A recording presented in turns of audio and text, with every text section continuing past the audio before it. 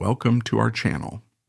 In the late 1930s, Warner Brothers introduced audiences to a groundbreaking female reporter named Torchy Blane, an independent, quick-witted character who refused to settle for society's usual limitations on women. Over the course of 9 fast-paced B films, Torchy transformed the perception of women in journalism and paved the way for iconic figures. Today we'll explore the origins of Torchy Blane, her impact on Hollywood's portrayal of female professionals, and the fates of the 3 remarkable actresses, Glenda Farrell, Lola Lane, and Jane Wyman, who each brought this tenacious reporter to life. Torchy Blane's introduction in 1937 signaled a pivotal moment in film history. While Hollywood had shown glimpses of independent women prior to Torchy, particularly in the pre-code era between 1930 and 1934, those portrayals often flirted with societal expectations without fully embracing the concept of a career-driven female lead. Many early talkies featured women who might be sassy or hold minor jobs, but they were frequently overshadowed by the men around them. Torchy changed that dynamic. Her presence showcased independence and intelligence on par with her male counterparts, and she unapologetically claimed center stage. The fact that Torchy was explicitly conceived as a reporter is vital. Journalism was viewed as a demanding field requiring keen investigation, quick thinking, and intellectual prowess, traits seldom attributed to women on screen at the time. By placing Torchy in this role, the filmmakers challenged rigid gender norms, illustrating that a woman could match or even surpass men in professional capabilities. That she appeared in B films, which were generally shorter and budget-friendly, underscored that innovation in Hollywood sometimes came through these lower-profile productions rather than only from big-budget A pictures. Torchy's era, 1937 to 1939, coincided with the tail end of the Great Depression and directly preceded World War II, a period when social attitudes around women's work were shifting. As men joined the military in large numbers, many women would soon fill roles traditionally closed to them. Torchy presaged this broader social transformation, a fictional forerunner who took to heart the notion that women could thrive in high-stress, high-impact jobs. In doing so, she helped pave the way for audiences to accept more competent, independent female characters. Her influence is perhaps best exemplified in her connection to Lois Lane. Jerry Siegel, Superman's co-creator, has openly acknowledged that the name Lois Lane was inspired by actress Lola Lane. But the spirit of Lois, the fearless, unrelenting journalist, owed a great deal to Torchy's characteristics, as portrayed by Glenda Farrell, Lola Lane, and Jane Wyman. While Torchy didn't gain the same enduring fame as Lois Lane, her DNA lives on whenever we see a woman journalist fearlessly chasing a story in film, TV, or comics. She remains a cornerstone in the lineage of fictional female reporters, demonstrating that a woman's rightful place could be at the center of investigative action, with smarts, savvy, and wit to spare. As opposed to being shown as weak, emotional, and neurotic, women reporters were often depicted as competent, intelligent, self-determined, career-minded, and self-reliant. Torchy Blane is a perfect example of this kind of role in early films. She was a wisecracking reporter with an instinct for always getting the scoop, but she also solved crimes and caused trouble for her detective boyfriend in this popular series of films. The Torchy films were always relatively light-hearted flicks involving the classic cops and robbers motif. A typical plotline saw the audacious, fast-talking Torchy getting to the bottom of a mystery by staying several steps ahead of her gruff, no-nonsense police detective boyfriend, Steve McBride. While McBride would frequently get frustrated with Torchy for what he saw as getting in the way, by the film's end, he would always have a newfound respect for her. Ultimately, this resulted in him proposing to her shortly before the credits would roll. Torchy's birth name was Teresa, but we only ever heard this twice over the course of her films. Once while she was boarding a plane in 1937's Flyaway Baby, and again when she was being written a parking ticket in 1938's Blondes at Work. But it didn't really matter what her given name was, because this feisty fireball seemed to pair perfectly with her sobriquet. Throughout the 9 Torchy Blane films, 3 actresses played the sharp-witted crime-fighting character. Glenda Farrell, Lola Lane, and Jane Wyman all took stabs at playing Torchy, but Farrell is the one that most audiences are probably most familiar with, seeing as how she played the amateur sleuth in a total of 7 films.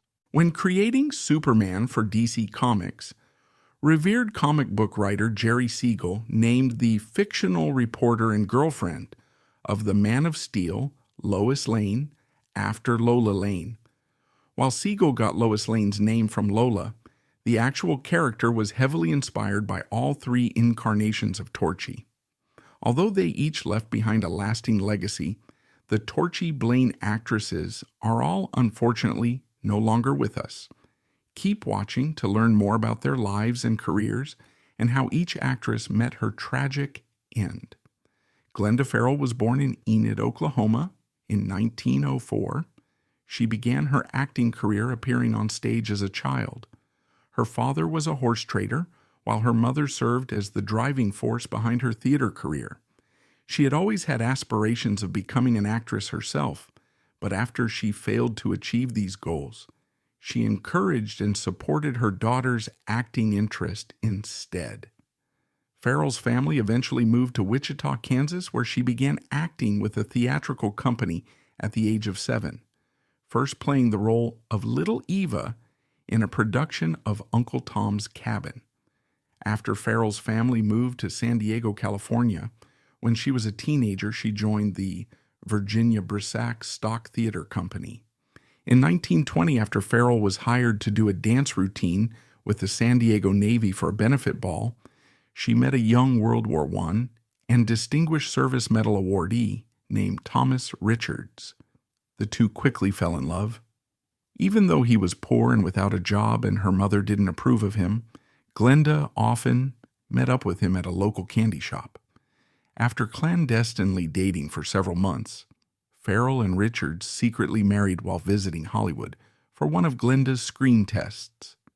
Glenda soon became pregnant, which made it impossible for her to continue dancing in the vaudeville act that she and her husband had been doing together to earn a living. Sadly, not long after their son Tommy was born, their blissful marriage began to sour.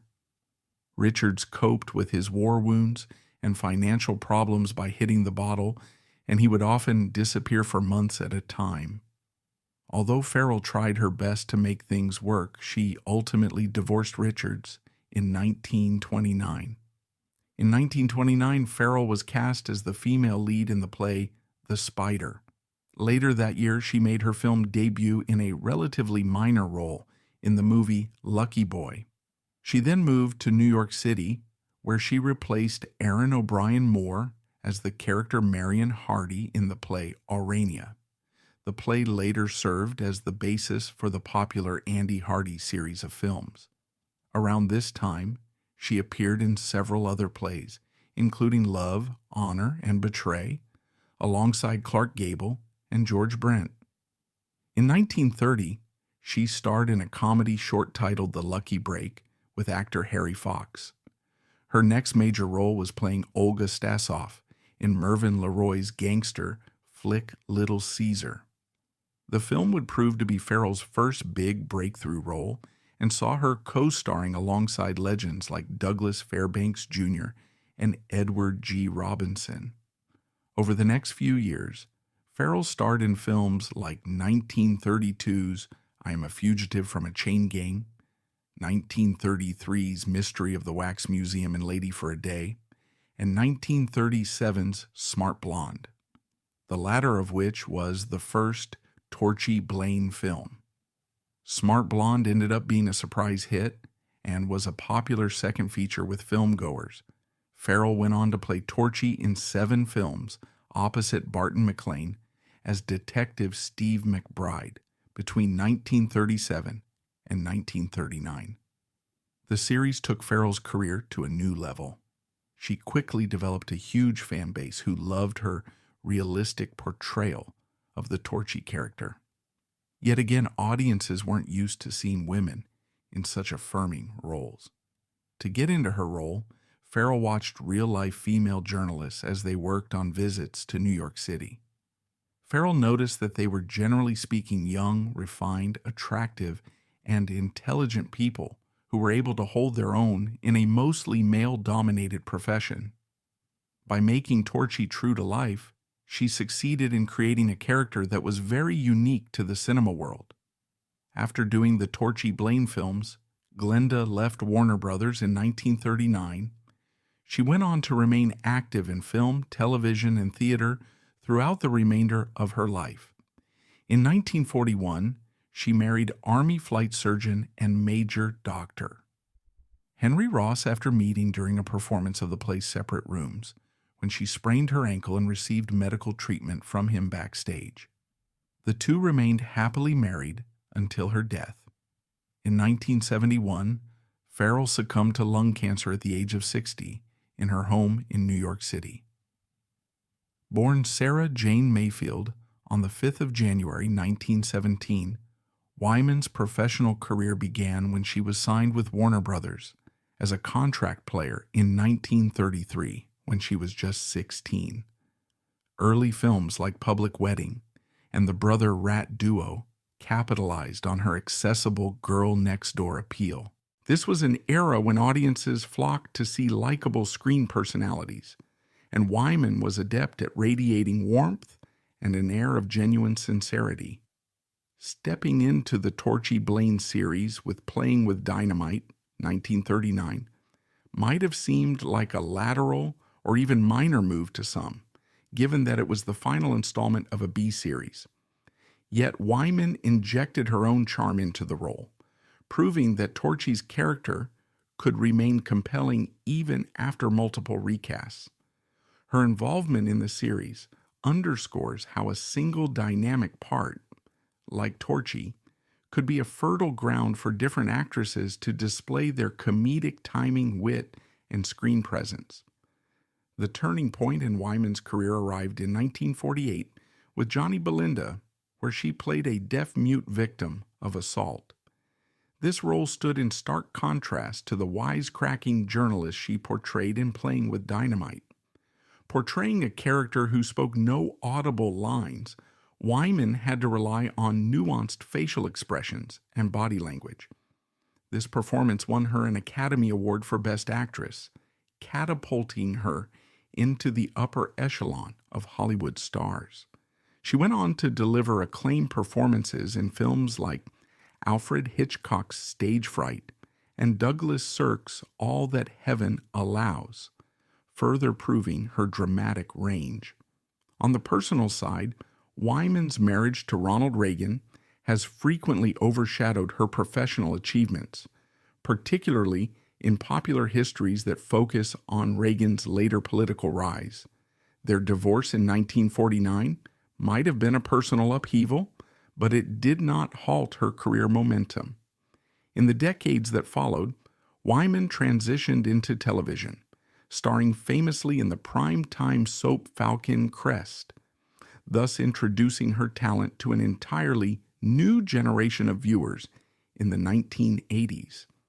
Her passing in 2007 at the age of 90 marked the end of a remarkable journey that spanned classic Hollywood's golden era, the transformation of the studio system, and the rise of television.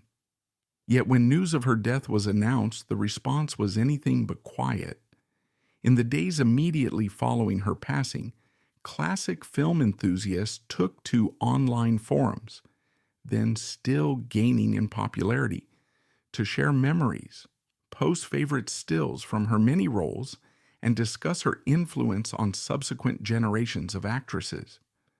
Mainstream publications like Variety and The Hollywood Reporter ran tributes honoring her enduring contributions to entertainment, while local newspapers in her longtime home of Rancho Mirage noted her deep ties to the community and her philanthropic work in later years. In television retrospectives aired shortly after her death, longtime co-stars and industry insiders praised Wyman's dedication on set. They recalled her punctuality, professionalism, and warmth toward younger performers. Some even credited her with quietly mentoring up-and-coming actresses, reflecting her own history of rising through the ranks at Warner Brothers while still a teenager. These documentary specials emphasize that her single appearance as Torchy Blane was not a mere footnote, but rather a revealing window into her ability to slip effortlessly into an already established role. She continued the baton handoff from Glenda Farrell and Lola Lane, blending her trademark poise with the quick-witted energy that Torchy demanded. Moreover, entertainment magazines at the time highlighted how Wyman's experience playing Torchy was part of her journey of reinvention, a phrase used in a retrospective piece by Time. This role, though brief in her filmography, showcased her capacity for physical comedy, breakneck dialogue, and an on-screen confidence that paved the way for her later dramatic triumphs. Even younger fans, some only discovering classic films on DVD or early streaming services, found themselves drawn to Torchy Blane, exclaiming on social media that Wyman's Torchy might have appeared just once, but she had me laughing nonstop. Lola Lane, born Dorothy Mulliken in 1906 in Indianola, Iowa, may not enjoy the same level of name recognition as Glenda Farrell or Jane Wyman today, but her contributions to both Hollywood and cultural history are compelling. She grew up with a rebellious spirit, a characteristic that would eventually spur her departure from small-town life. Early on, she worked for a while in an ice cream factory and played piano accompaniment for silent films at a local movie theater. However, the confines of a rural environment and the routine of modest employment clashed with her larger aspirations.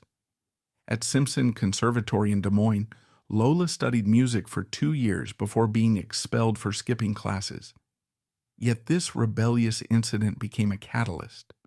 After her sister Lola Lane was discovered by vaudevillian Gus Edwards, Lola joined Leota in New York City.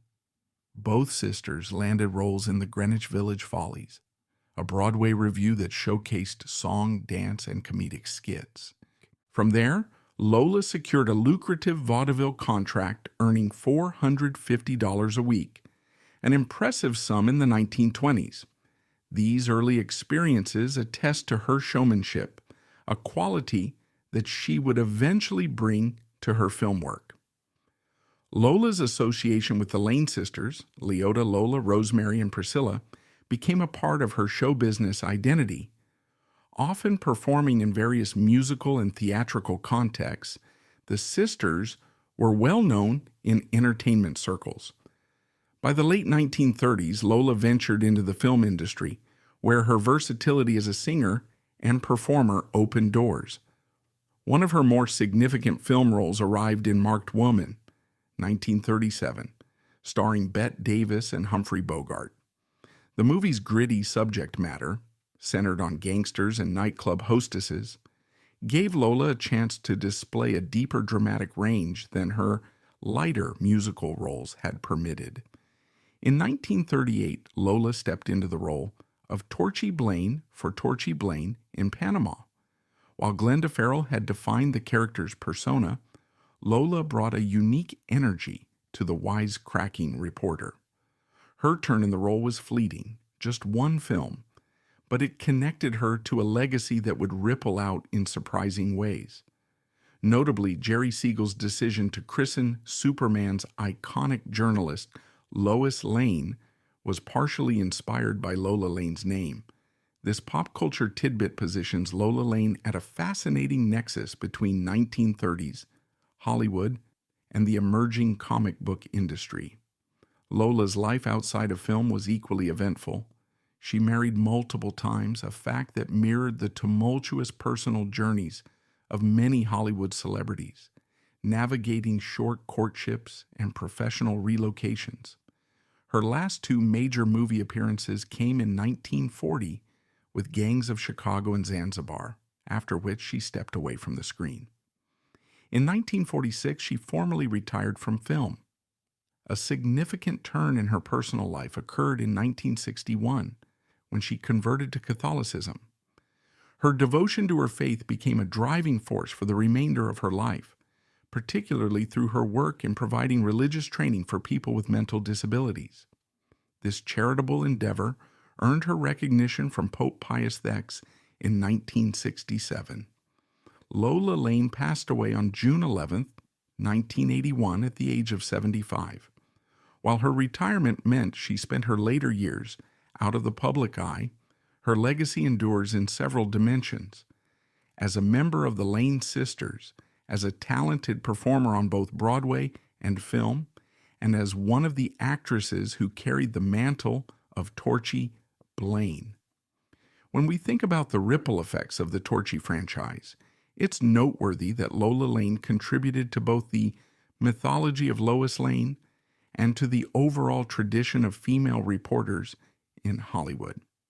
Despite appearing in the role only once, she remains an integral part of Torchy's story, a living bridge between comedic B-film adventures and the world of comic book heroes.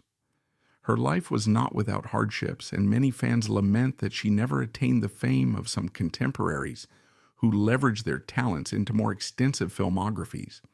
Nonetheless, Lola Lane's portrayal of Torchy Blane and her broader career achievements merit recognition. She demonstrated that musical and theatrical performers could transition effectively into cinematic roles. By aligning herself with characters that emphasized wit, resilience, and a certain spark, she played a part, albeit a brief one, in advancing the notion of the strong, independent woman on screen. And that wraps up our look at the tragic end of all of the Torchy Blane actresses. From Glenda Farrell's unwavering commitment to portraying a smart, driven female reporter, to Lola Lane's lasting influence on the Superman mythos, and Jane Wyman's dynamic Hollywood career, these women broke new ground and left an indelible mark on classic cinema.